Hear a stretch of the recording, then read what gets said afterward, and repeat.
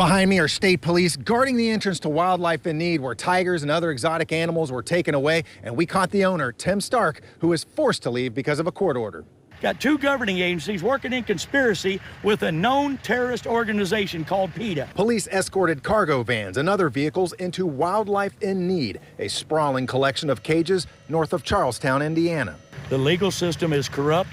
They are removing animals and taking them out of the jurisdiction of the state of Indiana, which the judge has absolutely no right doing because this is supposed to be a temporary order.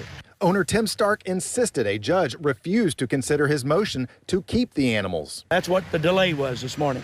All I was asking for is to be heard. I wanted to talk to the judge to find out if the judge, and all they did was threaten me, and well, we're just going to file you contempt of court and have you arrested. The Indiana Zoological Society was appointed to remove the animals over the course of the next week. I'm in a lose-lose situation because I will prevail. I will beat their ass in court. But will I ever get my animals back? No, because once they cross the state line, then I would have to sue that state along with whoever's keeping them. Stark says he devoted his life to the lions, tigers, and other wildlife he allowed members of the public to visit. They're going to dart animals down. I've got pregnant animals back there. They're going to dart them down. You know what that does to a pregnant mom? 9 out of 10 times, abort.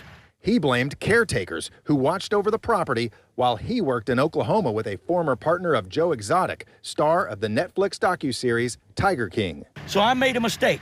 I did get too many animals, and they weren't being treated. They were being healthy, but they weren't being treated fair.